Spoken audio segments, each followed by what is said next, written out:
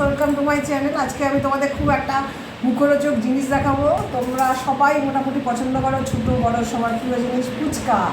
আজকে আমি হালি শহরের বাগমোড়ে ফুচকা পাড়া গিয়েছিলাম, যেখানে রানী রাসমণি ঘাট আছে, তার কাছে ফুচকা পাড়া আছে কাছেই। তোমরা যদি চাও কেউ 10 টাকার ফুচকা খাবে, মোটামুটি তোমাদের তৃপ্তি হয়ে যাবে। এই দেখো 10 টাকায় 12টা ফুচকা দিয়েছে, এতটা আলু মাখা দিয়েছে, টেস্টি টেস্টি আলু মাখা আর টক জল দিয়েছে। তাহলে বন্ধুরা, তোমরা কে ফুচকা পছন্দ করো আমাকে কমেন্ট বক্সে লিখে জানাবে। আমি ফুচকা খুব ভালোবাসি, কিন্তু আমি বেশি খেতে পারি না। আমি 10 টাকার উপরে যাই না, যখনই খাই 10 টাকা। কোনো দিন আমি জীবনে হাইস্ট হয়তো 3 টাকা খেয়েছিলাম।